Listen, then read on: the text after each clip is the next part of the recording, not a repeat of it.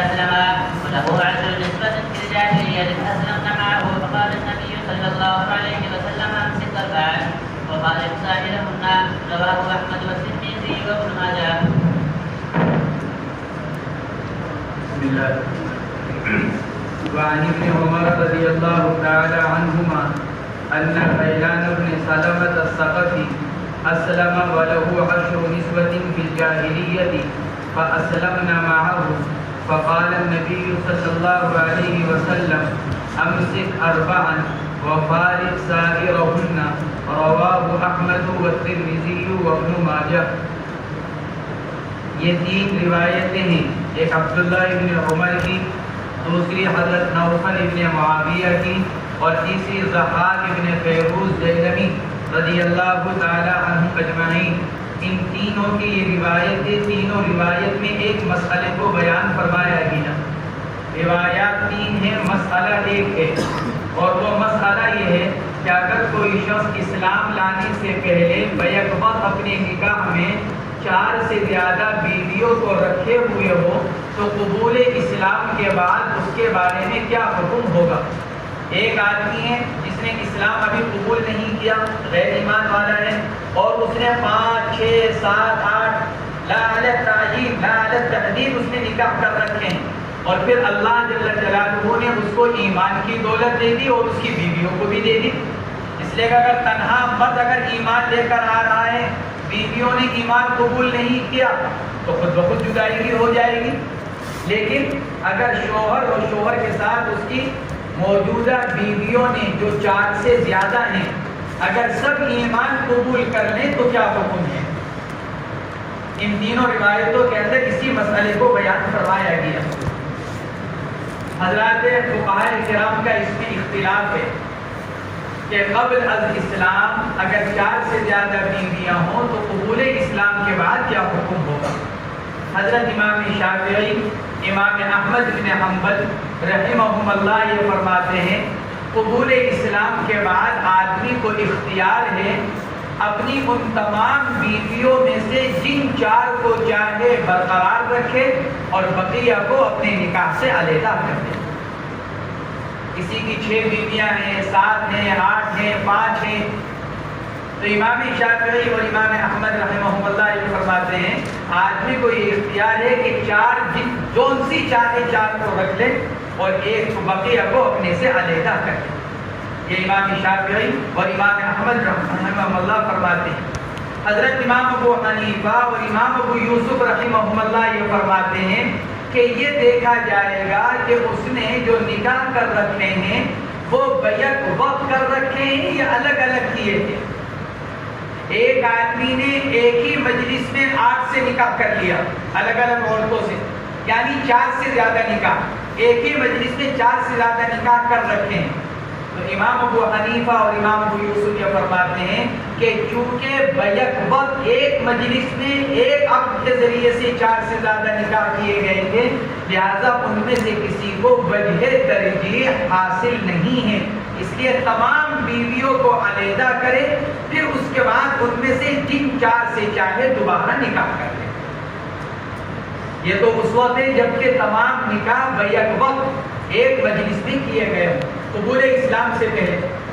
اور اگر ان بیویوں سے نکاح یکے بعد دیگرے کیا گیا، آج ایک عورت سے نکاح کیا، پھر 2-4 مہینے کے بعد دوسری سے ہوا، پھر 1 سال کے بعد تیسری سے ہوا، پھر چوتھی سے، پھر 5ویں سے، پھر 6ٹھی سے، الگ الگ مجلسوں میں نکاح ہوئے، تو پھر امام ابو حنیفہ اور امام ابو یوسف رحمہ اللہ یہ فرماتے ہیں پہلی 4 اس کے نکاح میں قائم رہیں گی، 4 کے بعد 5ویں 6ٹھی 7ویں جو اس کی بیویاں ہیں وہ خود بخود اس کے نکاح سے الگ ہو جائیں گی. اس لیے کہ اگر یہ شخص پہلے سے مسلمان ہوتا تو اس کے لیے ابتدائی 4 نکاح جائز تھے اور 5واں نکاح شرعاً باطل تھا. ارے بات سمجھیں، یہ امام ابو حنیفہ اور امام ابو یوسف رحمہ اللہ فرماتے ہیں کہ اگر بیک وقت اگر نکاح کیے گئے ہیں تو سارے نکاح ختم، پھر اس کے بعد جن 4 سے چاہے دوبارہ نکاح کر لیں. اور اگر یکے بعد دیگرے نکاح کیے گئے ہیں تو پہلی 4 اس کے نکاح میں برقرار رہیں گی، 4 کے بعد اوپر جتنی زائد ہیں 5ویں 6वीं 7ویں 8ویں جتنی بھی ہیں ان سب کو علیحدہ کرنا اس کے ذمے میں لازم ہوگا، کیونکہ وہ نکاح باقی نہیں رہا۔ یہ امام ابو حنیفہ اور امام ابو یوسف رحمہم اللہ فرماتے ہیں۔ یہ روایات جمہور علماء کے مطابق ہیں، ان کے موافق، کیونکہ ان روایات میں اللہ کے نبی علیہ السلام نے شوہروں کو اختیار مرحمت فرمایا، تم جن 4 کو چاہو روک لو، بقیہ کو اپنے نکاح سے الگ کر دو۔ یہ مذہب جمہور علماء کا، شافعیہ حنابلہ وغیرہ کا مذہب یہی ہے۔ تو گویا کہ حنفیہ کے یہ روایات خلاف ہیں، جو تینوں روایتیں، یہ تینوں روایات امام ابو حنیفہ اور امام ابو یوسف کے خلاف ہیں، کیونکہ مصنف شافعی المسلک ہے، اس لیے اپنے مسلک کے مطابق انہوں نے یہ روایات نقل کی۔ حنفیہ کی طرف سے ان روایات کے مختلف جوابات دیے گئے۔ سب سے بہتر جواب امام طحاوی کا ہے۔ امام طحاوی نے جواب یہ دیا کہ بے شک ان روایات میں اللہ کے نبی علیہ السلام نے شوہروں کو اختیار مرحمت فرمایا، ان شوہروں کو جنہوں نے یا تو 4 سے زیادہ نکاح کر رکھے تھے یا 2 محرم عورتوں کو اپنے نکاح میں جمع کر رکھا تھا۔ ایک روایت ایسی ہے کہ اس میں فرمایا گیا کہ راوی کہتے ہیں کہ میں اسلام لے کر آیا اور میں نے 2 بہنوں سے نکاح کر رکھا تھا۔ اسلام میں تو 2 بہنوں سے نکاح کرنا بیک وقت جائز نہیں ہے، جب ایک بہن نکاح میں ہو تو دوسری بہن سے نکاح جائز نہیں، انہوں نے اسلام سے پہلے نکاح کر رکھا تھا۔ تو گویا کہ 4 سے زیادہ نکاح یا محرمات سے نکاح، تو ان روایات کے اندر اللہ کے نبی نے اختیار دیا شوہروں کو، جس کو چاہو رکھ لو، جس کو چاہو علیحدہ کرو۔ امام طحاوی رحمۃ اللہ علیہ نے جواب یہ دیا کہ بے شک ان روایات سے ثابت ہو رہا ہے کہ اللہ کے نبی نے شوہروں کو اختیار دیا، لیکن یہ روایات اس وقت پر محمول ہیں جب 4 سے زیادہ شادیوں کی ممانعت نازل نہیں ہوئی تھی۔ اللہ کے نبی جب اختیار دے رہے ہیں، یہ اس وقت کا حکم ہے، اس وقت کی بات ہے جب 4 سے زیادہ نکاح کرنے کی نہیں وارد نہیں ہوئی تھی اور جمع بین الاختین کی ممانعت وارد نہیں ہوئی۔ وَلَا تَجْمَعُوا بَيْنَ الْأُخْتَيْنِ یہ نہیں آئی۔ حنفیہ فرماتے ہیں، امام طحاوی فرماتے ہیں اللہ کے نبی جس زمانے میں صحابی کو یہ اجازت دے رہے ہیں، وہ صحابی جنہوں نے 2 بہنوں سے نکاح کر رکھا تھا، اللہ کے نبی ان کو یہ اختیار دے رہے ہیں کہ دونوں میں سے جس کو چاہو رکھ لو، جس کو چاہو جدا کر دو۔ امام طحاوی فرماتے ہیں وہ اس زمانے کی بات ہے جب جمع بین الاختین کی ممانعت نہیں آئی تھی، اور 4 کے بارے میں اختیار دینے کی اجازت کا مسئلہ اس وقت کا ہے جب 4 سے زیادہ نکاح کرنا ممنوع نہیں تھا، تو وہاں ساری بیویاں برابر تھی، پہلا نکاح بھی جائز، چوتھا نکاح بھی جائز، 10واں نکاح بھی جائز، تو وہاں نکاح کے جواز کے اعتبار سے ساری بیویاں برابر تھی، جمع بین الاختین کی ممانعت نہیں آئی تھی، اس لیے دونوں بہنیں بیوی ہونے کے اعتبار سے برابر تھی، اس لیے اللہ کے نبی نے شوہر کو اختیار دے دیا، تمہیں اختیار ہے اس کو رکھ لو یا اس کو رکھ لو، یا آپ نے اختیار دے دیا۔ لیکن جب اس کے بارے میں ممانعت آ گئی، 4 سے زیادہ نکاح نہیں کر سکتے، 2 بہنوں کو ایک وقت میں نکاح میں جمع نہیں کر سکتے، اب اس کے بعد بھی اگر کوئی کرتا ہے چاہے قبول اسلام سے پہلے ہو، لیکن چونکہ شریعت کی طرف سے نہیں اور ممانعت وارد ہو چکی ہے، لہٰذا اب اختیار نہیں دیا جائے گا، کیونکہ اب ایک آدمی کے لیے 4 تک نکاح کرنے کی اجازت، جب وہ 5واں کر رہا ہے تو نکاح جائز نہیں ہو رہا ہے، لیکن اس کو اسلام لانے سے پہلے اس لیے نہیں ٹوکا گیا کیونکہ وہ اس کا مکلف نہیں تھا، لیکن جب وہ اسلام قبول کر رہا ہے، اس کی بیویاں اسلام قبول کر رہی ہیں، اب وہ اسلامی احکامات کے مکلف ہو گئے ہیں، لہذا اب یہ کہا جائے گا پہلے جو 4 تھے وہ شریعت کے مطابق ہوئے، 5واں نکاح شریعت کے خلاف ہوا، لہذا پہلے 4 نکاح اس کے درست اور 4 سے اوپر کے جتنے نکاح ہیں ان کو باطل قرار دیا جائے گا۔ یہ امام طحاوی رحمۃ اللہ علیہ نے جواب دیا۔ کہ ان روایات میں اللہ کے نبی نے جو شوہروں کو اختیار دیا وہ اس زمانے پر محمول ہیں جب ان کی ممانعت نہیں آئی، 4 سے زیادہ کی اور جمع بین الاختین، اور جب ممانعت آ گئی، نہیں وارد ہو گئی، تو پھر اب اختیار کا حق نہیں رہا شوہر کو، بلکہ اب تو یہ دیکھا جائے گا پہلے کس سے نکاح کیا۔ جیسے ایک آدمی ایک عورت سے نکاح کر لے، نکاح جائز ہو گیا، پھر اس کے بعد اسی کی بہن سے نکاح کرے تو وہ نکاح جائز نہیں ہوگا۔ پہلا نکاح جائز، دوسرا نکاح جائز نہیں، 4 تک نکاح جائز اور 5ویں سے نکاح جائز نہیں۔ جب نکاح جائز نہیں ہوا، امام طحاوی فرماتے ہیں پھر اختیار بھی نہیں دیا جائے گا کہ جن چاہوں کو رکھو اور جن چاہوں کو علیحدہ کر دو۔ یہ امام طحاوی رحمۃ اللہ علیہ نے ان روایات کی طرف سے جواب دیا ہے۔ عبداللہ ابن عمر کی روایت فرماتے ہیں غیلان ابن سلمہ ثقفی رضی اللہ تعالی عنہ نے اسلام قبول کیا، اور ان کے نکاح میں 10 عورتیں تھیں زمانہ جاہلیت میں، 10 نکاح کر رکھے تو انہوں نے زمانہ جاہلیت میں۔ وہ بیویاں بھی ان کے ساتھ اسلام لے کر آئی، فاسلمنا معه، بیویوں نے بھی اسلام قبول کیا، وہ بھی اسلام لے کر آئی، یعنی گویا کہ 11 نے ایک ساتھ اسلام قبول کیا، شوہر اور 10 بیویاں۔ فاسلمنا معه فقال النبی صلی اللہ علیہ وسلم امسک 4، آپ نے ارشاد فرمایا 4 کو روک لو، وفارق سائرہن، اور 4 کے علاوہ بقیہ جتنی ہیں ان کو اپنے سے جدا کر دو، علیحدہ کر دو۔ یہ اللہ کے نبی علیہ الصلوۃ والسلام نے حضرت غیلان ابن سلمہ رضی اللہ تعالی عنہ کو اختیار مرحمت فرمایا۔ اس سے جمہور علماء نے استدلال کیا۔ غیلان ابن سلمہ ثقفی رضی اللہ تعالی عنہ، غیلان ابن سلمہ ابن معتب ابن مالک، طائف کے فتح ہو جانے کے بعد اسلام قبول کیا، فتح طائف کے بعد اسلام لے کر آئے، اور یہ اس وقت میں شامل تھے جو کسریٰ کے دربار میں گیا تھا۔ کسریٰ کے بعد جو جماعت گئی تھی صحابہ کرام کی، یہ غیلان ابن سلمہ رضی اللہ تعالیٰ عنہ اس میں شامل تھے۔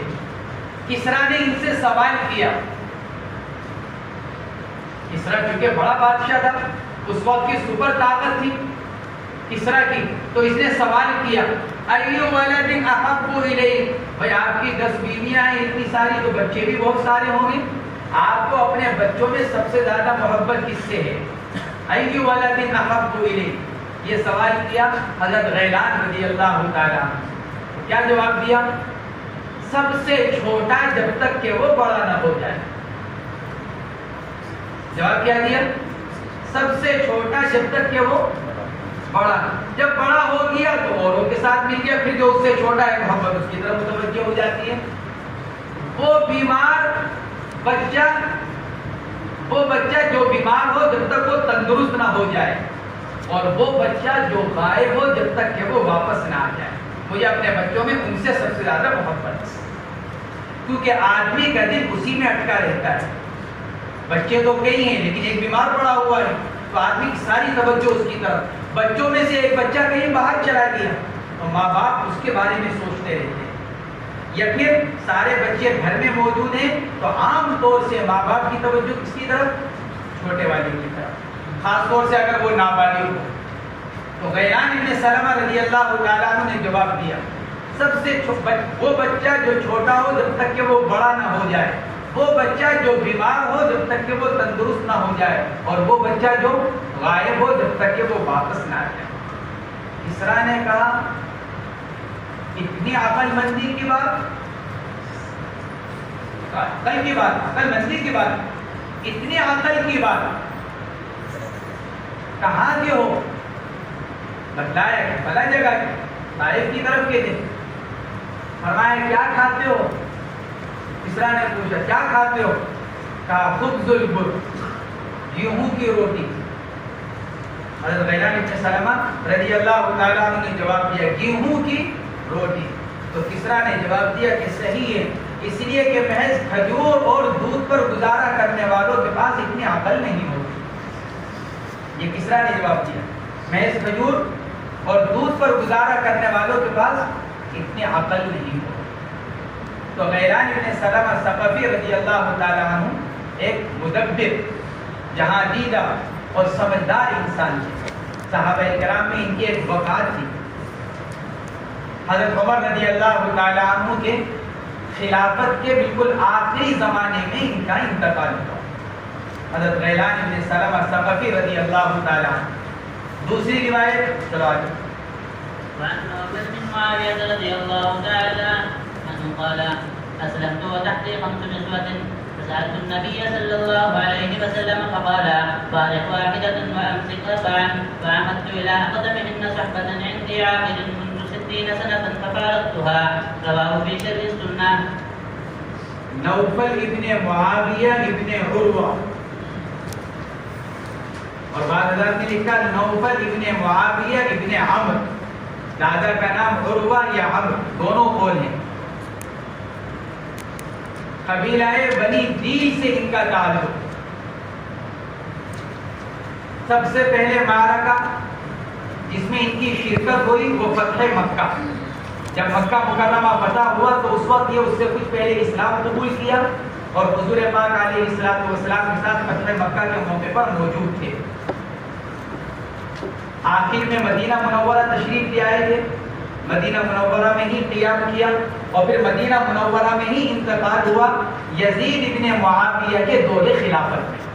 حضرت نوفل ابن معاویہ رضی اللہ تعالیٰ عنہ کا انتقال یزید ابن معاویہ کے زمانے میں ہوا.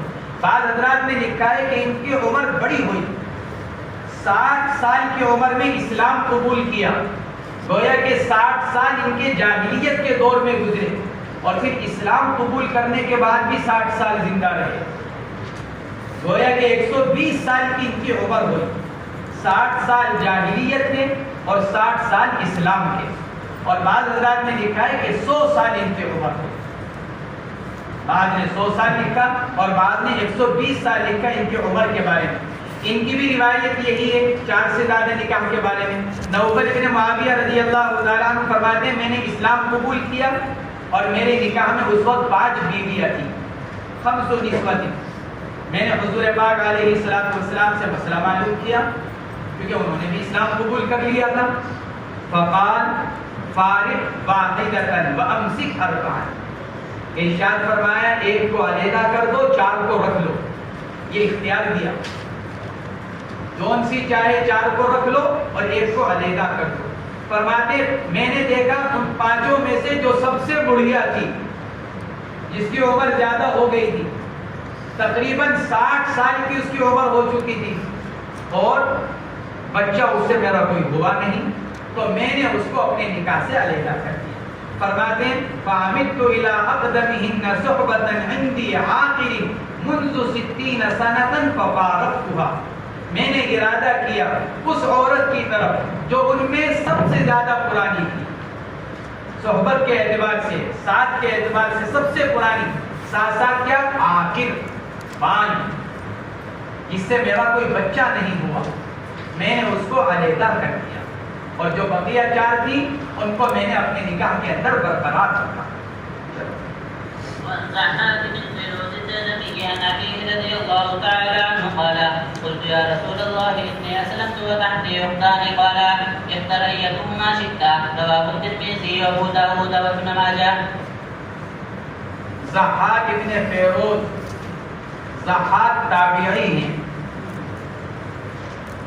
حضور پاک علیہ السلام کا زمانہ نہیں پایا لیکن ان کے والد فیروز یہ صحابی ہیں. اسی لیے ضحاک اپنے والد سے نقل کر رہے ہیں صحابی والد سے. ضحاک ابن فیروز عن ابیہ. ضحاک تابعی اور فیروز رضی اللہ تعالیٰ عنہ یہ صحابی ہیں. ان کی کنیت فیروز کے ابو عبداللہ یا ابو عبد الرحمن دونوں قول ہیں ان کی کنیت کے بارے میں. بعض مورخین نے لکھا ہے نجاشی کی بہن کے بیٹے تھے. حضرت فیروز دیلمی رضی اللہ تعالی عنہ یہ کیا تھے نجاشی کی بہن کے بیٹے گویا کہ نجاشی کے بھانجے تھے. حضرت فیروز رضی اللہ تعالی عنہ فیروز دیلمی رضی اللہ تعالی عنہ. دیلمی منسوب دیلم کی طرف. دیلم ایک پہاڑ کا نام ہے. یہ لوگ وہاں پر آباد تھے اس کی طرف منسوب کرتے ہوئے ان کو دیلمی کہا جاتا ہے. تو دیلم ایک پہاڑ کا نام. تو یہ نجاشی کے بھانجے تھے، اور یہی وہ فیروز صحابی ہیں رضی اللہ تعالیٰ عنہ جنہوں نے اسود عنسی کو قتل کیا۔ وہ اسود عنسی جس نے حضور اکرم صلی اللہ علیہ وسلم کے دور نبوت میں اپنی نبوت کا دعویٰ کیا۔ اسود عنسی اس نے نبوت کا دعویٰ کیا تھا، تو یہی فیروز اس کو قتل کرنے والے بالکل آخری حیات میں، اللہ کے نبی علیہ السلام کی بالکل آخری حیات کا یہ واقعہ ہے۔ اسود عنسی کے قتل کیے جانے کی خبر اللہ کے نبی علیہ السلام کو مرض الوفات میں ملی۔ جس مرض میں اللہ کے نبی کا انتقال ہوا، اس مرض میں فیروز دہلوی رضی اللہ تعالیٰ عنہ کی طرف سے قتل کیے جانے کی اطلاع اللہ کے نبی علیہ السلام کو بذریعہ وحی ملی۔ آپ نے صحابہ کرام کی طرف متوجہ ہو کر ارشاد فرمایا تھا کہ قتلہ العبد الصالح فیروز الدہلوی، کہ اسود عنسی کو ایک نیک آدمی نے قتل کر دیا۔ قتلہ العبد الصالح، اللہ کے نبی نے حضرت فیروز کے بارے میں یہ ارشاد فرمایا کہ ایک نیک بندے نے اسود عنسی کو قتل کر دیا۔ وہ نیک بندہ کون؟ فرمایا فیروز دہلوی۔ تو یہ قاتل حضرت فیروز رضی اللہ تعالیٰ عنہ اسود عنسی کو قتل کرنے والے۔ بعض حضرات نے لکھا ہے یہ اسود عنسی کا سر بھی کاٹ کر لے کر آئے تھے اللہ کے نبی کی خدمت، اگرچہ محققین نے اس کا رد کیا کہ نہیں، اس کا سر کاٹ کر نہیں لایا گیا، قتل تو کیا حضرت فیروز رضی اللہ تعالیٰ عنہ نے، لیکن اس کا سر کاٹ کر نہیں لایا۔ بعض مورخین نے اگرچہ لکھا ہے لیکن محققین نے اس کا رد کیا۔ حضرت فیروز سے ان کے دو بیٹے روایت نقل کرتے ہیں، ایک تو یہ ضحاک اور دوسرے عبداللہ۔ حضرت فیروز کے دو بیٹے ہیں، ضحاک جن کی روایت یہ ہے اور دوسرے بیٹے ہیں عبداللہ، وہ دونوں اپنے والد سے روایات نقل کرتے ہیں۔ حضرت عثمان غنی رضی اللہ تعالیٰ عنہ کے دور خلافت میں حضرت فیروز دہلوی رضی اللہ تعالیٰ عنہ کا انتقال ہوا۔ حضرت عثمان غنی رضی اللہ تعالیٰ عنہ کے دور خلافت میں، تو یہ ان کی روایت ہے۔ ضحاک ابن فیروز دہلوی رحمہ اللہ فرماتے ہیں اور وہ نقل کرتے ہیں اپنے والد سے، والد کہتے ہیں یعنی فیروز دہلوی، میں نے عرض کیا یا رسول اللہ میں نے اسلام قبول کر لیا اور میرے نکاح میں دو بہنیں ہیں، وتحتی اختان، میرے نکاح میں دو بہنیں ہیں۔ قال اختر ایتہما شئت، آپ نے اختیار مرحمت فرمایا، دونوں میں سے جس کو چاہو رکھ لو، یہ آپ نے ارشاد فرمایا اختر ایتہما شئت، دونوں میں سے جس کو چاہو اپنے نکاح میں باقی رکھ لو اور دوسری کو اپنے سے علیحدہ رکھ لو۔ یہ تینوں روایات جمہور علماء کا مستند اس بارے میں کہ شوہر کو 4 سے زیادہ اور محرمات کو اگر اس نے نکاح میں جمع کر رکھا ہے تو ان کے رکھنے کے بارے میں اس کو اختیار دیا جائے گا۔ وعن ابن عباس رضی اللہ تعالی عنہما قال اسلمت امرأة فتزوجت فجاء زوجها إلى النبي صلى الله عليه وسلم فقال يا رسول الله إني قد أسلمت وعلمت بإسلامي، فانتزعها رسول الله صلى الله عليه وسلم من زوجها الآخر وردها إلى زوجها الأول، وفي رواية أنه قال إنها أسلمت معي فردها عليه، رواه أبو داود. وروي في شرح السنة أن جماعة من النساء ردهن النبي صلى الله عليه وسلم من نكاح الأول على أزواجهن عند اجتماع الإسلامين وبعد اختلاف الدين والدار. منهن بنت الوليد بن مغيرة كانت تحت صفوان بن أمية فأسلمت يوم الفتح وهرب زوجها من الإسلام، فبعث إليه ابن عمه وهب بن عمير برداء رسول الله صلى الله عليه وسلم أمانا لصفوان، فلما قدم جعل له رسول الله صلى الله عليه وسلم تسيير 4 أشهر حتى أسلم، فاستقرت عنده وأسلمت أم حكيم بنت الحارث بن هشام امرأة عكرمة بن أبي جهل يوم الفتح بمكة، وهرب زوجها من الإسلام حتى قدم اليمن فارتحلت أم حكيم حتى قدمت عليه اليمن، فدعته إلى الإسلام فأسلم، فثبت على نكاحهما. رواه مالك عن الشهاب مرسلا. ایک مسئلہ ماقبل کی روایات میں یہ بھی ہے کہ کیا 4 سے زیادہ نکاح کرنے کی اجازت ہے؟ حضرات ائمہ اربعہ کا مذہب تو یہ ہے کہ اب کسی آدمی کے لیے 4 سے زیادہ نکاح کرنا جائز نہیں. اگر کوئی 4 کی موجودگی میں 5واں نکاح کرے گا تو وہ نکاح شرعاً منعقد نہیں ہوگا. روافض 9 تک کی اجازت دیتے ہیں اور خوارج 18 تک کی اجازت دیتے ہیں. اور کمال یہ ہے کہ سب کا مستدل قرآن پاک کی ایک آیت, سب نے ایک ہی آیت سے استدلال کیا. فَانْكِحُوا مَا طَابَ لَكُم مِّنَ النِّسَاءِ مَثْنَىٰ وَثُلَاثَ وَرُبَاعَ. قرآن پاک میں اللہ تبارک و تعالیٰ نے ارشاد فرمایا, حضرات اہل سنت والجماعت بھی اسی سے استدلال کرتے ہیں, روافض بھی اسی سے استدلال کرتے ہیں, اور خوارج بھی اسی سے استدلال کرتے ہیں. روافض یہ کہتے ہیں کہ یہاں پر فرمایا گیا فَانْكِحُوا مَا طَابَ لَكُم مِّنَ النِّسَاءِ مَثْنَىٰ 2 وَثُلَاثَ 3 وَرُبَاعَ 4, تو مجموعہ 9 ہو گیا. واو عاطفہ کے ساتھ اس کو لایا گیا, مثنیٰ وثلاثہ ورباع 2 3 4, تو مجموعہ ہو گیا 9. اس لیے روافض کہتے ہیں 9 تک نکاح کرنے کی اجازت ہے. اسی روایت سے خوارج بھی استدلال کرتے ہیں. وہ یہ فرماتے ہیں کہ مثنیٰ معدول ہے اثنین سے, مثنیٰ 2 2, ثلاث 3 3, رباع 4 4, گویا کہ دگنا ہو گیا.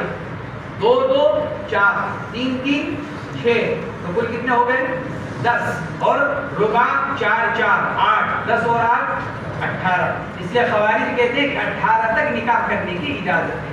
لیکن اہل سنت والجماعت اس کا انکار کرتے ہیں, اور وہ یوں کہتے ہیں کہ قرآن پاک کی جو یہ آیت ہے اس میں واو بمعنی او ہے, مثنیٰ او ثلاثہ او رباع. فَانْكِحُوا مَا طَابَ لَكُم مِّنَ النِّسَاءِ مَثْنَىٰ 2 نکاح کر لو, یا 3 کر لو, یا 4 کر لو. واو بمعنی او, جیسا کہ خود دوسری آیت شریفہ کے اندر فرشتوں کی صفات بیان کرتے ہوئے اللہ نے ارشاد فرمایا اُولی اجنحۃ مثنیٰ وثلاث ورباع. بعض فرشتے 2 پر والے, بعض فرشتے 3 پر والے, بعض فرشتے 4 پر والے.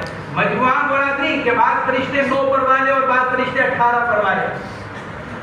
اہل سنت والجماعت کہتے ہیں جیسے اس دوسری آیت شریفہ کے اندر بعینہ یہی الفاظ آئے اُولی اجنحۃ مثنیٰ وثلاث ورباع, وہاں واو بمعنی او ہے, 2 پر والے یا 3 پر والے یا 4 پر والے. بعض فرشتے 2 پر والے, بعض فرشتے 3 پر والے, بعض فرشتے 4 پر والے. تو جیسے وہاں واو بمعنی او ہے, اسی طرح یہاں پر بھی آیت شریفہ کے اندر واو بمعنی او ہے. اور دوسری بات حضرات اہل سنت والجماعت یہ کہتے ہیں تعامل صحابہ بھی اس کی دلیل ہے. کسی بھی صحابی کے بارے میں یہ نہیں آتا کہ قبول اسلام کے بعد ان کے نکاح میں بیک وقت 4 سے زیادہ بیویاں رہی. قبول اسلام سے پہلے تو تھا, جیسے کہ یہ روایات بھی ہیں, لیکن جب انہوں نے اسلام قبول کیا, جمہور اہل سنت والجماعت یہ کہتے ہیں اگر ایک وقت میں 9 اور 18 کی اجازت ہوتی, اللہ کے نبی حضرت نوفل ابن معاویہ جن کے نکاح میں 5 عورتیں تھیں, آپ ایک کو علیحدہ کرنے کا حکم نہ فرماتے. خوارج 18 کے قائل ہیں. اہل سنت والجماعت بھی کہتے ہیں حضرت غیلان ابن سلمہ کے نکاح میں 10 بیویاں تھیں. اگر 18 تک نکاح کرنے کی اجازت ہے تو اللہ کے نبی نے ان کو بقیہ کو جدا کرنے کو کیوں کہا جب 18 تک نکاح کرنے کی اجازت؟ اس لیے اہل سنت والجماعت یہ کہتے ہیں کہ تعامل صحابہ بھی اس بات کی دلیل ہے کہ بیک وقت 4 سے زیادہ نکاح کرنا جائز اور درست نہیں ہے. یہ حضرت عبداللہ ابن عباس رضی اللہ تعالی عنہما کی روایت. اس پورے عبارت کے اندر مصنف نے ایک مسئلے کی طرف اشارہ کیا ہے, بلکہ اس کو بیان کیا ہے. مسئلہ اختلافی ہے جو ما قبل میں گزر چکا ہے. اور وہ کیا ہے مسئلہ اختلافی؟ میاں بیوی جو دارالحرب میں رہتے ہوں, اگر ان میں سے کوئی ایک ہجرت کر کر دارالاسلام آ جائے تو کیا تباین دارین سے نکاح فسخ ہو جائے گا؟ ایک کے ہجرت کر کر دارالاسلام آ جانے سے کیا نکاح فسخ ہو جائے گا؟ شافعیہ کا مذہب تو یہ ہے کہ فسخ نکاح کا سبب قید ہے. حنفیہ کا مذہب یہ ہے کہ فسخ نکاح کا سبب تباین دارین ہے. مصنف علیہ الرحمہ اس پوری عبارت سے حنفیہ کے اوپر رد کر رہے ہیں اور یہ بتلا رہے ہیں کہ یہاں زوجین کے درمیان تباین دارین پایا گیا، لیکن اس کے باوجود اللہ کے نبی نے نکاح کو فسخ نہیں کیا۔ حنفیہ کا جو مذہب ہے کہ تباین دارین فسخ نکاح کا سبب ہے، مصنف ان عبارات سے یہ بتلا رہے ہیں کہ تباین دارین فسخ نکاح کا سبب نہیں ہے۔ یہاں دیکھو تباین دارین پایا جا رہا ہے، میاں دوسرے ملک میں، بیوی دوسرے ملک میں، اور کچھ عرصے کے بعد دونوں جمع ہو رہے ہیں، اس کے باوجود اللہ کے نبی علیہ السلام نے دونوں کو نکاح پر باقی رکھا، بلکہ یہاں تک ہوا کہ ایک عورت نے دوسرا نکاح کر لیا، پھر اس کا پہلا شوہر آ گیا اسلام قبول کر کر، اللہ کے نبی نے عورت کو دوسرے شوہر سے لے کر پہلے شوہر کے حوالے کر دیا۔ مصنف فرماتے ہیں اگر تباین دارین فسخ نکاح کا سبب ہے تو پھر اللہ کے نبی کیسے واپس کر رہے ہیں بیوی کو شوہر اول کی طرف؟ معلوم ہوا کہ تباین دارین سے نکاح فسخ نہیں ہوتا۔ بس یہ مصنف علیہ الرحمہ کے کہنے کا مقصد اس پوری عبارت سے۔ عبداللہ ابن عباس رضی اللہ تعالی عنہ کی روایت ہے، اسلمت امرأۃ، ایک عورت نے اسلام قبول کیا، فتزوجت، اسلام قبول کر کر اس نے دوسرا نکاح کر لیا، فتزوجت، دوسرا نکاح کر لیا، فجاء زوجها الى النبي صلی اللہ علیہ وسلم، کچھ وقت کے بعد اس کا شوہر، پہلا شوہر ثابت، شوہر اول، وہ آیا اللہ کے نبی علیہ السلام کی خدمت میں اور آ کر عرض کیا، یا رسول اللہ انی قد اسلمت وعلمت بالاسلام، اے اللہ کے نبی میں بھی اسلام قبول کر چکا تھا اور میری بیوی کو میرے اسلام قبول کرنے کا علم تھا۔ جب میری بیوی نے اسلام قبول کیا تو میں نے بھی کر لیا تھا، لیکن یہ مجھے چھوڑ کر آ گئی۔ فانتزعها رسول اللہ صلی اللہ علیہ وسلم من زوجها الآخر، شوہر اول کی اس بات کو سن کر اللہ کے نبی نے اس عورت کو شوہر ثانی سے لے کر شوہر اول کے حوالے کر دیا۔ حضرت امام شافعی وغیرہ نے اس سے استدلال کیا کہ دیکھو تباین دارین ہو جانے کے بعد، کیونکہ بیوی پہلے آ چکی تھی، شوہر بعد میں آ رہا ہے، اس کے باوجود اللہ کے نبی نے تباین دارین پائے جانے کے باوجود نکاح کو فسخ قرار نہیں دیا، بلکہ اس کے دعوے پر بیوی کو دوسرے شوہر سے لے کر پہلی شوہر کے حوالے کر دیا۔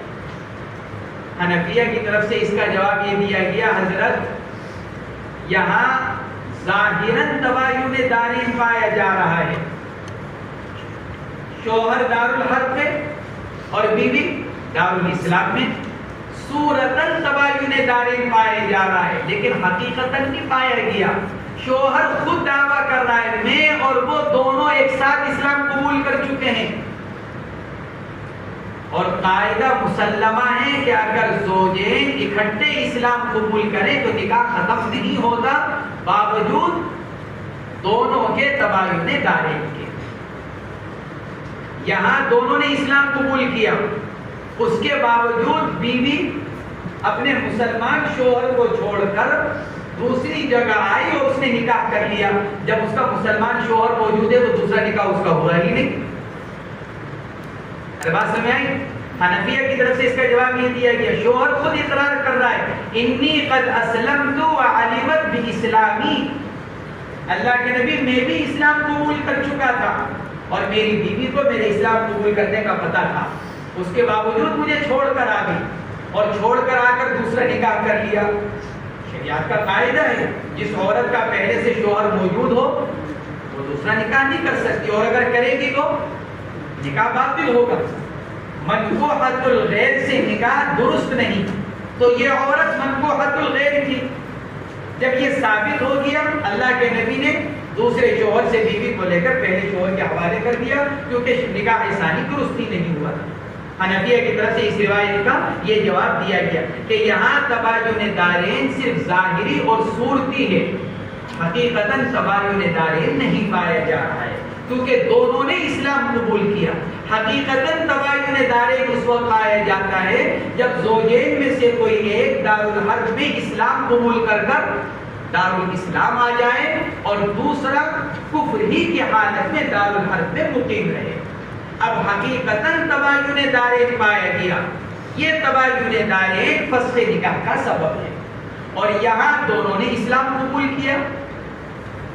تو یہ تو ایسا ہی ہو گیا جیسے مسلمان میاں بیوی ہیں، شوہر لمبے سفر پر چلا گیا تو کیا شوہر کے چلے جانے سے نکاح ٹوٹ جائے گا؟ یا بیوی کہیں چلی گئی تو کیا بیوی کے سفر کرنے سے نکاح ٹوٹ جائے گا؟ نہیں۔ جیسے میاں بیوی کے، مسلمان میاں بیوی میں سے کسی ایک کے دوسرے ملک چلے جانے سے نکاح نہیں ٹوٹتا، ایسے یہاں پر بھی نکاح نہیں ٹوٹتا۔ اس لیے یہاں ظاہراً اور صورتاً تباین دارین پایا گیا، لیکن حقیقتاً تباین دارین نہیں پایا گیا۔ اسی لیے اللہ کے نبی علیہ السلام نے فسخ نکاح کا فیصلہ نہیں فرمایا۔ مصنف آگے کہتے ہیں وفی روایت انہ قال انہا اسلمت معی، عورت نے اسلام میرے ساتھ قبول کیا، آگے پیچھے نہیں، ہم دونوں نے ساتھ اسلام قبول کیا۔ یا ممکن ہے کہ دونوں نے آگے پیچھے اسلام قبول کیا ہو، لیکن اسلام قبول کرنے کے بعد بیوی وہی تھی، بیوی نے آج اسلام قبول کیا، وہیں پر رکی ہوئی ہے، پھر ہفتہ 10 دن 15 دن 1 مہینے کے بعد شوہر نے بھی اسلام قبول کر لیا، اب اس کے بعد بیوی ہجرت کر آ رہی ہے، تو حنفیہ فرماتے ہیں یہ تو تباین دارین بھی پایا گیا کیونکہ دونوں مسلمان ہو چکے ہیں۔ خود صراحت کر رہے ہیں وفی روایت انہو قال انہا اسلمت معی فردها علیہ، رواہ ابو داؤد۔ فرماتے ہیں ابو داؤد شریف کی روایت کے اندر، اللہ کے نبی علیہ ابو داؤد شریف کی روایت کے اندر صحابی اس بات کی صراحت کر رہے ہیں ہم دونوں نے اسلام ساتھ میں قبول کیا۔ وَرَوَى فِي شَرْحِ السُّنَّةِ، فرماتے ہیں امام بغوی رحمۃ اللہ علیہ نے شرح سنہ کے اندر یہ روایت نقل کی ان جماعۃ من النساء ردهن النبي صلی اللہ علیہ وسلم بالنکاح الاول على ازواجهن عند اجتماع الاسلامین بعد اختلاف الدین والدار۔ شرح سنہ کے اندر یہ نقل کیا گیا کہ عورتوں کی ایک پوری جماعت جنہوں نے اسلام قبول کر لیا تھا اور وہ دارالاسلام آ گئے تھے، اللہ کے نبی نے ان کو واپس لوٹا دیا تھا ان کے شوہروں پر نکاح اول سے۔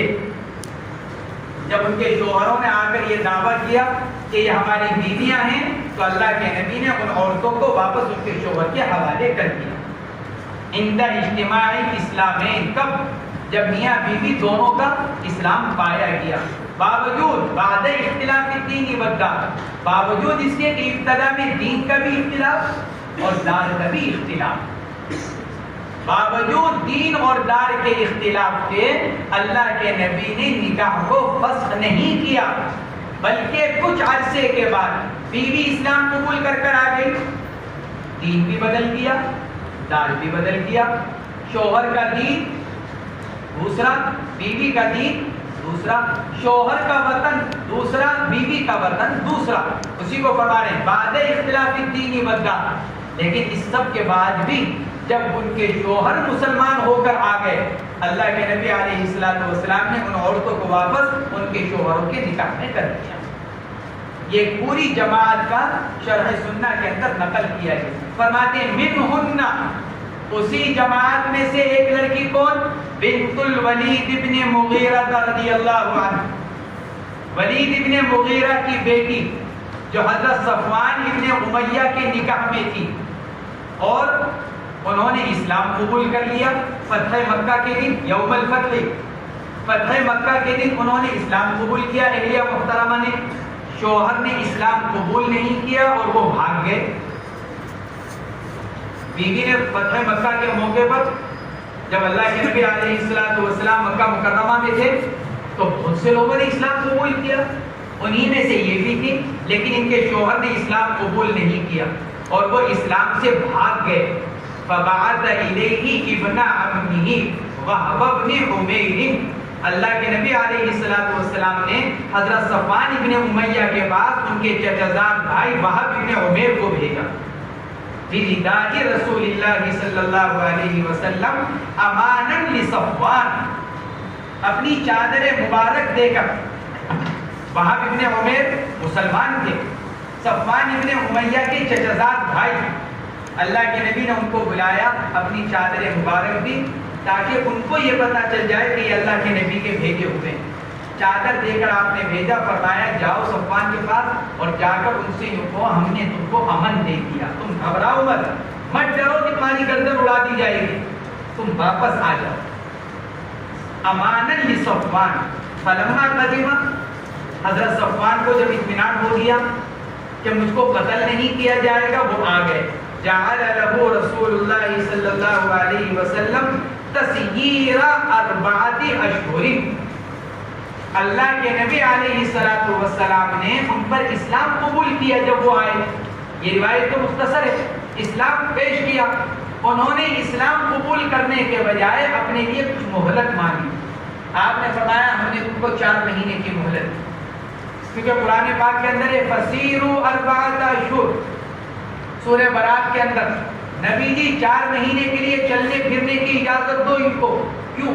4 مہینے تک مدینہ منورہ میں، مکہ مکرمہ میں صحابہ کے درمیان میں رہیں گے، محاسن اسلام کو دیکھیں گے، صحابہ کرام کی معاشرت اور معاملات کو دیکھیں گے، اسلام کی طرف خود بخود رغبت ہوگی۔ اللہ نے اسلام کے اندر خوبیاں رکھی ہیں، وہ تو مسلمان بگڑے ہوئے ہیں۔ آج کے دور میں اللہ نے ہر دور میں اسلام میں خوبیاں رکھی ہیں۔ اسلام خوبیوں والا مذہب ہے، اسلام کے اندر کسی طرح کوئی کجی کوئی کمی نہیں ہے، اسلام خوبیوں کا مذہب ہے۔ کمیاں کس کے اندر ہیں؟ ہم مسلمان کے اندر۔ اس لیے کبھی بھی اسلام کمزور نہیں ہوتا، جب بھی کمزور ہوتے ہیں مسلمان کمزور ہوتے ہیں۔ اسلام تو اپنی جگہ بہت مضبوط ہے، اس لیے جہاں اسلام پر عمل کرنے والے لوگ وہاں وہ بھی مضبوط۔ اسلام خود ہر جگہ مضبوط، عمل کرنے والے کمزور یا مضبوط ہو سکتے ہیں۔ عمل کرنے والے کمزور تو اس کمزوری کا تعلق خود ان سے، اور عمل کرنے والے مضبوط تو مضبوطی کا تعلق خود ان کی ذات سے۔ کتنے ہی ممالک اس وقت ایسے ہیں جہاں اسلام پر عمل کرنے والے مضبوطی کے ساتھ قائم ہیں، دنیا ان کے سامنے جھکنے پر مجبور ہو رہی ہے، اور بعض ممالک ایسے جہاں خود اسلام پر عمل کرنے والے کمزور تو لوگ ان کو دبا رہے ہیں۔ اس لیے اللہ نے ارشاد فرمایا یا ایھا الذین آمنوا ادخلوا فی السلم کافۃ ولا تتبعوا خطوات الشیطان انہ لکم عدو مبین۔ اے ایمان والو، یا ایھا الذین کفروا نہیں کہا جا رہا ہے کہ ادخلوا فی السلم کافۃ، یا ایھا الذین آمنوا، اے ایمان والو پورے اسلام میں داخل ہو، آدھے ادھورے نہیں، پورے اسلام میں داخل ہو، یعنی اسلام کے ایک ایک عمل پر عمل کرنے والے، ایک ایک حکم پر عمل کرنے والے بن۔ یہ نہیں آدھا تیتر اور آدھا بٹیر، جہاں سہولت ہوئی وہاں عمل کر لیا، جہاں طبیعت پر بوجھ پڑا وہاں اسلامی حکم کو چھوڑ دیا۔ یہ نہیں، طبیعت کے موافق ہو، طبیعت کے مخالف ہو، معاشرے کے موافق ہو، معاشرے کے مخالف ہو، اسلامی احکامات پر عمل کرو۔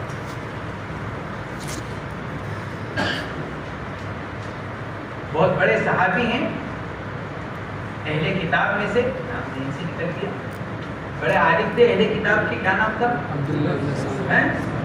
عبداللہ ابن سلام۔ یہ آیت شریفہ انہی کے بارے میں نازل ہوئی، یا ایھا الذین آمنوا ادخلوا فی السلم کافۃ، ان کے بارے میں آیت شریفہ نازل ہوئی۔ وجہ کیا ہوئی تھی؟ عبداللہ ابن سلام اہل کتاب میں سے تھے، اور اہل کتاب اونٹ کا گوشت کھانے کو ذرا ناپسند سمجھا کرتے تھے، اونٹ کا گوشت ناپسند، ناگوار سا سمجھتے تھے، اچھا نہیں سمجھتے تھے اس کا گوشت کھانا۔ اللہ نے ایمان کی دولت دے دی عبداللہ ابن سلام کو، ایمان قبول کر لیا۔ ایمان قبول کرنے کے بعد دل میں صرف یہ خیال آیا، کوئی اسلام کے اندر گوشت کھانا کوئی فرض تو ہے نہیں کہ گوشت کے بغیر اسلام ناقص ہے، ایسا تو نہیں ہے کہ بھائی اگر آدمی گوشت نہیں کھائے گا تو اس کا اسلام ناقص، اس کا ایمان ناقص۔ تو یوں سوچا کہ میں ایمان کو الحمدللہ قبول کر چکا ہوں، ایک جو طبیعت کی ناگواری چلی آ رہی ہے اونٹ کے گوشت کی طرف سے، تو اگر میں ایمان قبول کرنے کے بعد بھی اگر میں اس کو نہ کھاؤں، حلال ہونے کا عقیدہ رکھتے ہوئے، اونٹ کا گوشت حلال ہے لیکن یہ کہ طبیعت نہیں چاہ رہی ہے تو اگر میں نہ کھاؤں تو ایمان پر بھی کوئی فرق نہیں پڑے گا، اور وہ جو ایک طبیعت چلی آ رہی ہے اس کی بھی رعایت ہو جائے گی۔ صرف اتنا سوچا تھا عبداللہ ابن سلام، اور عبداللہ ابن سلام کون ہیں؟ حضور پاک علیہ السلام نے ایک مرتبہ ان کو دیکھ کر ارشاد فرمایا تھا، جو یہ چاہتا ہو کہ زمین پر چلتے پھرتے جنتی کو دیکھوں، عبداللہ ابن سلام کو دیکھوں۔ ایمان کے اعتبار سے اتنے مضبوط کہ اللہ کے نبی یہ فرما رہے ہیں کہ جس کو جو یہ چاہے کہ میں زمین پر چلتا پھرتا کوئی جنتی دیکھ لوں تو کس کو دیکھ لے؟ عبداللہ ابن سلام۔ اور امام بخاری رحمۃ اللہ علیہ نے صحابہ کرام کے بارے میں نقل کیا ہے، الایمان فی قلوبہم اعظم من الجبل، صحابہ کرام کے دلوں میں ایمان پہاڑ سے زیادہ مضبوط تھا۔ امام بخاری نے نقل کیا صحابہ کرام کے بارے میں، الایمان فی قلوبہم اعظم من الجبل، کہ صحابہ کرام کے دلوں میں جو ایمان تھا وہ پہاڑوں سے زیادہ مضبوط تھا۔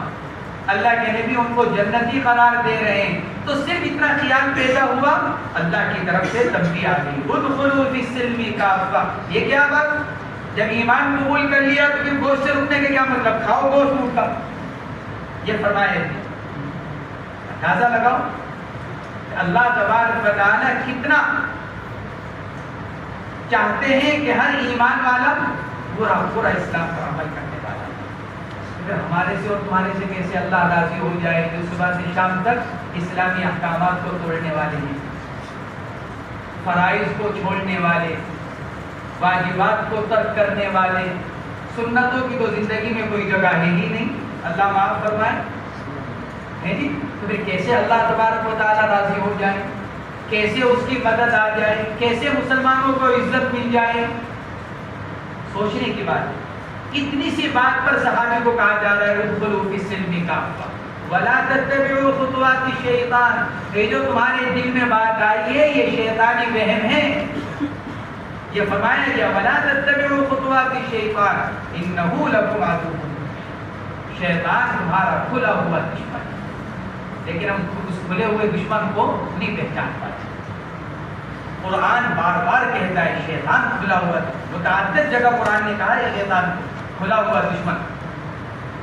حضرت آدم اور حضرت حوا سے شروع ہوا لکما عدو مبین، پہلے دن سے اللہ فرما رہے ہیں شیطان کے بارے میں۔ حضرت آدم اور حضرت حوا سے کہا جا رہا ہے لکما عدو مبین، یہ تم دونوں کا کھلا ہوا دشمن ہے۔ یعنی جب سے نسل انسانی شروع ہوئی اسی دن سے اللہ تبارک و تعالی شیطان کے دشمن ہونے کو بیان کر رہا ہے، اور انسان آج تک اس کو نہیں سمجھ سکا کہ شیطان میرا دشمن ہے۔ بہرحال حضرت بات اس پر چلی تھی کہ اللہ نے اسلام کو خوبیوں والا مذہب بنایا ہے، مسلمانوں کے اندر کمی اور ہوتا ہے، وہ اسلام پر عمل نہیں کرتے۔ ہمارے بزرگوں میں سے بعض حضرات کے خطبات میں کلکتہ کے کوئی بہت بڑا تاجر تھا، غیر مسلم کارخانے دار بہت بڑا، اس کے ہاں ایک اچھے مسلمان ملازمت کیا کرتے تھے، بادشاہ اچھے مسلمان دین پر عمل کرنے والے۔ تو اس غیر مسلم کارخانے دار نے مالک نے ایک ان سے کہا مجھے ذرا اسلام کو دکھاؤ، مجھے ذرا اسلام بتلاؤ۔ تو وہ کتاب لے کر گئے، بہت موٹی دین اسلام سے متعلق کتاب لے کر گئے اور لے جا کر اپنے مالک کو بھیج کے کہ حضرت جناب اسلام اس کے اندر ہے۔ فرمایا یہ تو مجھے بھی پتا ہے کہ اسلام کتابوں کے اندر ہے، مجھے تو چلتا پھرتا کہیں اسلام دکھلاؤ، مجھے تو کیا دکھلاؤ، کہیں چلتا پھرتا اسلام دکھلاؤ، کوئی ایسا مسلمان دکھلاؤ جو واقعاتاً اسلام پر عمل کرنے والا ہو۔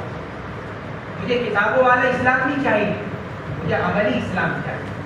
تو بات یہی ہے، کتابوں کے اندر تو ہے ہی، سب سے بڑھ کر قرآن پاک موجود ہے، ہدایت کی کتاب، عملی طور پر اسلام کہاں ہے ہمارے ملک۔ تو حضرت صفوان ابن امیہ رضی اللہ تعالیٰ عنہ نے اپنے لیے مہلت مانگی، مجھے مہلت دیجیے سوچ لیں۔ اللہ کے نبی نے 4 مہینے کی مہلت، تسیرہ 4 اشہر، آپ نے ان کو 4 مہینے تک چلنے پھرنے کی مہلت مرحمت فرمائی. تسییر سیر سے پھرنا، کیونکہ قرآن نے بھی دی ہے فسیروا فی الارض 4 اشہر واعلموا انکم غیر معجز اللہ. اللہ کو تو ہرانے والے ہو نہیں، لیکن 4 مہینے تک چل پھر کر اسلام کے محاسن کو، ہمارے بندوں کی خوبیوں کو دیکھ. فرماتے ہیں حتی اسلم، جب وہ صحابہ کرام کے درمیان میں رہے، اسلام کو دیکھا، عملی طور پر سمجھا، اسلام قبول کر لیا. 2 مہینے کے بعد اسلام قبول کر لیا. حتی اسلم، محدثین نے لکھا ہے اسلم بعد شہرین. حضرت صفوان بن امیہ نے 2 مہینے کے بعد اسلام قبول کر لیا. فاستقرت عنده، مصنف فرماتے ہیں کہ ان کی بیوی کو انہی کے پاس چھوڑ دیا گیا. یہ بھی دلیل ہے کس بات کی؟ تباین دارین، کیونکہ صفوان بن امیہ تو بھاگ کر چلے گئے تھے. مصنف یہ دلیل کے طور پر بیان کر رہے ہیں کہ تباین دارین فسخ نکاح کا سبب نہیں ہے. حنفیہ کی طرف سے اس کا جواب یہ دیا گیا، حضرت صفوان رضی اللہ تعالیٰ عنہ اور ان کی اہلیہ محترمہ کے اس واقعے کا جواب یہ دیا گیا، حضرت اہلیہ نے اسلام قبول کیا تھا مکہ مکرمہ میں. مکہ مکرمہ اس وقت دارالاسلام بن چکا تھا، دارالحرب نہیں رہا تھا. فتح مکہ سے پہلے دارالحرب تھا اور فتح مکہ کے بعد دارالاسلام. اور اہلیہ محترمہ اسلام کو قبول کر رہی ہیں فتح مکہ کے بعد، جب وہ کیا بن چکا تھا؟ دارالاسلام. تو صفوان کا دارالاسلام سے جانا ثابت ہو رہا ہے، دارالحرب سے نہیں. نمبر 1. نمبر 2، حضرت صفوان رضی اللہ تعالیٰ عنہ مکہ مکرمہ سے نکل کر کہیں دارالحرب نہیں چلے گئے تھے، بلکہ مکہ مکرمہ کے اطراف میں چھپے ہوئے تھے. اس لیے تو اللہ کے نبی نے ان کے چچزاد بھائی کو بھیجا تھا ان کے پاس، جا کر بلا کر لاؤ ان کو. اگر کہیں دوسرے ملک چلے گئے ہوتے پھر کہاں سے آتے وہ تو وہیں مکہ مکرمہ کے اطراف میں چھپے ہوئے تھے اپنی جان بچانے کے لیے. اس لیے اللہ کے نبی نے ان کو امان دے کر بھیجا تھا. تو یہاں شوہر کا دارالحرب سے، دارالاسلام سے دارالحرب جانا ثابت نہیں ہوا، بلکہ وہ وہی دارالاسلام کے حدود میں تھے. اور جب اس کا شوہر کا نکلنا لازم نہیں آیا تو پھر تباین دارین بھی نہیں پایا گیا.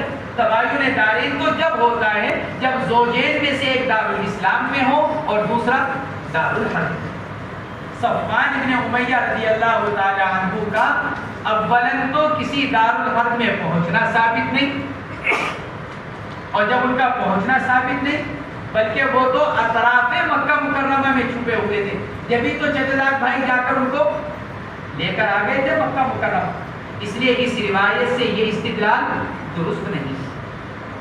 وَأَسْلَمَتْ أُمُّ حَكِيمٍ بِنْتِ الْحَارِثِ بْنِ هِشَامٍ امرأة عكرمة بن أبي جهل يوم الفتح بمكة.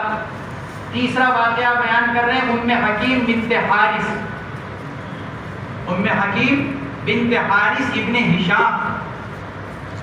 یہ ام حکیم بنت حارث، حارث ابو جہل کا بھائی ہے. حارث ابو جہل کا بھائی، گویا کہ ام حکیم ابو جہل کی بھتیجی ہوئی. انہوں نے اسلام قبول کیا اور ان کی شادی ہوئی بھی تھی ان کے چچزاد بھائی حضرت اکرمہ رضی اللہ تعالیٰ. حضرت اکرمہ ابو جہل کے بیٹے ہیں. اللہ نے ان کو ایمان مرحمت فرمایا. اکرمہ ابن ابی جہل فرماتے ہیں ام حکیم بنت حارث نے بھی اسلام قبول کیا فتح مکہ کے دن مکہ مکرمہ میں. ان کے شوہر بھی اسلام سے بھاگے.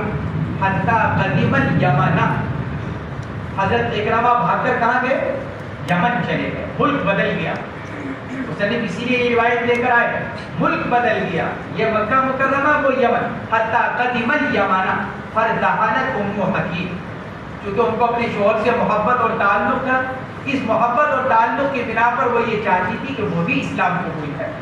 تو ام حکیم مکہ مکرمہ سے سفر کر کر یمن گئی. حتی قدمت علیہ الیمن، ان کے پاس یمن پہنچی. فدعته الی الاسلام، اپنے شوہر کو اسلام کی دعوت دی. فاسلم، حضرت اکرمہ رضی اللہ تعالیٰ عنہ نے ایمان قبول کر لیا. فثبتا علی نکاحہما، مصنف بیان کر رہے ہیں، دیکھو یہاں تباین دارین پایا گیا کیونکہ اکرمہ پہلے کفر کی حالت میں ہی مکہ چھوڑ کر یمن چلے گئے، اور اہلیہ کہاں ہیں؟ مکہ مکرمہ، بیوی دارالایمان میں اور شوہر یمن چلے گئے، تباین دارین پایا گیا۔ اس کے باوجود جب انہوں نے ایمان قبول کر لیا تو دونوں کے نکاح کو باقی رکھا گیا، تباین دارین کی وجہ سے نکاح کے فسخ ہونے کا فیصلہ نہیں کیا گیا۔ مصنف نے اس سے یہی استدلال کیا۔ حنفیہ کی طرف سے جواب دیا گیا، حضرت یمن بھی دارالایمان تھا، یمن دارالحرب نہیں تھا، مکہ بھی دارالایمان ہے اور یمن بھی دارالایمان، دارالامن دارالایمان، یہ بھی دارالایمان میں وہ بھی دارالایمان میں، اور تباین دارین پر پایا جاتا ہے جب ایک دارالحرب میں ہو۔ جب دونوں دارالایمان میں تو تباین دارین حقیقتاً ظاہراً پایا جا رہا ہے کہ ایک ملک میں دوسرا دوسرے ملک میں، ظاہراً اور صورتاً تباین دارین پایا گیا، لیکن حقیقتاً تباین دارین نہیں پایا گیا۔ اس لیے ان تمام روایات سے حنفیہ کے خلاف تباین دارین کے فسخ نکاح کا سبب ہونے کے خلاف استدلال نہیں کیا جا سکتا۔ خلاصہ یہ ہے، مصنف نے جتنی روایات نقل کی ہیں ان روایات سے اس پر استدلال نہیں کیا جا سکتا کہ تباین دارین فسخ نکاح کا سبب نہیں ہے۔ اس مسئلے میں حضرت امام شافعی رحمۃ اللہ تعالی علیہ کی سب سے مضبوط دلیل حضرت زینب بنت رسول صلی اللہ علیہ وسلم اور ان کے شوہر ابو العاص کا واقعہ ہے۔ حضرت زینب رضی اللہ تعالیٰ عنہ کا نکاح ابو العاص سے ہوا تھا، حضرت ابو العاص رضی اللہ تعالیٰ ان سے نکاح ہوا تھا نبوت سے پہلے۔ پھر اللہ کے نبی ہجرت فرما کر مدینہ منورہ آ گئے، حضرت زینب اپنے شوہر ابو العاص کے ساتھ وہیں پر تھی، ان کے شوہر نے اسلام قبول نہیں کیا تھا۔ یہ اس زمانے کی بات ہے جب مومن اور غیر مومن کے درمیان نکاح کی اجازت تھی، اور یہ حکم تو بعد میں آیا، لا تنکحوا المشرکات حتی یؤمنن۔ کبھی تم یہ سوچو کہ یہ حضرت زینب رضی اللہ تعالیٰ عنہ کا نکاح ایک غیر ایمان والے سے کیسے ہو گیا تھا؟ شروع اسلام میں تھوڑی یہ ممانعت تھی، یہ تو مدینہ منورہ آنے کے بعد حکم آیا ہے، لا تنکحوا المشرکات حتی یؤمنن، کہ تم مشرکہ عورتوں سے نکاح نہ کرو جب تک کہ وہ ایمان قبول نہ کر لیں، اور مشرکہ عورتیں مشرکہ مردوں سے مشرک مردوں سے نکاح نہ کریں جب تک کہ وہ ایمان قبول نہ کر لیں۔ یہ تو بعد میں حکم نازل ہوا۔ تو حضرت ابو العاص سے ان کا نکاح ہوا تھا۔ کچھ عرصے کے بعد ایک جنگ ہوئی، اس میں جو قیدی پکڑے گئے اس میں حضرت ابو العاص بھی قید ہو کر مدینہ منورہ آئے، حضرت ابو العاص قید ہو کر آئے۔ اللہ کے نبی علیہ السلام نے فدیہ لے کر چھوڑنا شروع کیا، کیونکہ تنگ دستی کا زمانہ تھا۔ مشورے سے یہ طے ہوا کہ جس قیدی کے بدلے میں کچھ مل جائے اس کو لے کر چھوڑ دیا جائے۔ تو حضرت زینب رضی اللہ تعالیٰ عنہ کو مکہ مکرمہ میں پتہ چلا کہ میرے شوہر قید ہوئے ہوئے ہیں اور فدیہ لے کر چھوڑا جا رہا ہے، تو انہوں نے اپنی طرف سے ایک قاصد بھیجا اپنا ہار لے کر، موتیوں کا ہار، قیمتی ہار، کہ یہ اللہ کے نبی کی خدمت میں یہ ہار پیش کر کر یہ درخواست کر دینا کہ اس ہار کے بدلے میں میرے شوہر کو چھوڑ دیا جائے۔ جب وہ ہار قاصد کے ذریعے سے اللہ کے نبی کی خدمت میں پہنچا تو اس ہار کو دیکھ کر اللہ کے نبی کو رونا آ گیا، اس لیے کہ وہ ہار حضرت خدیجہ رضی اللہ تعالی عنہا کا تھا جو انہوں نے اپنی صاحبزادی حضرت رقیہ کو نکاح کے موقع پر دیا تھا۔ تو اللہ کے نبی کو حضرت خدیجہ کی یاد آ گئی، اہلیہ محترمہ کی۔ آپ نے صحابہ کرام سے یہ ارشاد فرمایا، اگر تم لوگوں کی رائے ہو تو یہ ہار بھی واپس کر دیا جائے، ابو العاص کو بھی چھوڑ دیا جائے بغیر کسی فدیے کے۔ یہ ہار خدیجہ کا ہے، تو اگر تمہاری رائے ہو تو ہار واپس کر دیا جائے اور ابو العاص کو بھی چھوڑ دیا جائے۔ صحابہ کرام تو اللہ کے نبی کی خوشی میں خوش تھے، عرض کیا یا رسول اللہ جیسی آپ کی رائے۔ تو اللہ کے نبی نے ہار بھی واپس کیا، ابو العاص کو بھی چھوڑا، لیکن اس شرط کے ساتھ واپس جا کر رقیہ کو ہمارے پاس بھیجو، زینب کو ہمارے پاس واپس بھیجو، وہ نہیں رہے گی تمہارے نکاح میں، ان کو واپس بھیجو گے۔ اس شرط پر حضرت ابو العاص کو چھوڑا۔ چنانچہ انہوں نے جا کر اہلیہ محترمہ کو واپس بھیجا. وہ یہاں آ گئی. ابو العاص مکہ مکرمہ میں اور وہ کیا ہے دار الحرب, اور اہلیہ محترمہ مدینہ منورہ میں, اور یہ کیا ہے دار الاسلام. یہ ہے دلیل امام شافعی رحمۃ اللہ علیہ. کیونکہ پھر آگے آتا ہے, پھر کچھ عرصے کے بعد حضرت ابو العاص رضی اللہ تعالی عنہ بھی ایمان قبول کر آ گئے. روایت کے اندر آتا ہے فرد کہا رسول اللہ صلی اللہ علیہ وسلم بالنکاح الاول. آپ نے اسی پہلے نکاح کی وجہ سے حضرت زینب کو واپس ان کے شوہر کے حوالے کر دیا. امام شافعی فرماتے ہیں اگر تباین دارین فسخ نکاح کا سبب, تو کیوں اتنے عرصے کے بعد اہلیہ محترمہ کو شوہر کے پاس بھیجا جا رہا ہے؟ معلوم ہوا کہ تباین دارین فسخ نکاح کا سبب نہیں ہے. یہ سب سے مضبوط دلیل ہے حضرت امام شافعی رحمۃ اللہ علیہ. لیکن اس کا جواب حنفیہ کی طرف سے یہ دیا گیا, وہ روایات دونوں طرح کی ہیں. دونوں روایتیں ترمذی کی ہیں, دونوں روایتوں کی سند ٹھیک ہے.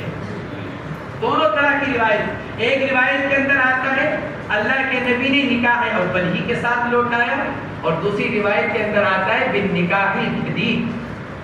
آپ نے دوسرا نکاح پڑھوایا, اور دوسرا نکاح پڑھوا کر پھر آپ نے اہلیہ محترمہ کو شوہر کے حوالے کیا.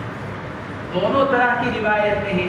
جب دونوں طرح کی روایتیں ہیں تو اذا تعارض تساقط, نہ آپ کا استدلال نہ ہمارا استدلال, زیادہ بات ختم ہو گئی. اور اگر تطبیق ہی دی جائے تو حنفیہ نے تطبیق یہ دی ہے کہ جس روایت کے اندر یہ فرمایا گیا فردھا بالنکاح الاول, اس کا مطلب یہ ہے کہ جن شرطوں پر نکاح اول ہوا تھا انہی شرطوں پر نکاح ثانی ہوا. گویا کہ مہر وغیرہ کے اندر کوئی تبدیلی نہیں کی گئی. پہلا نکاح ہوا تھا مثال کے طور پر 10,000 پر, تو اللہ کے نبی نے دوسرا نکاح بھی 10,000 پر ہی کیا.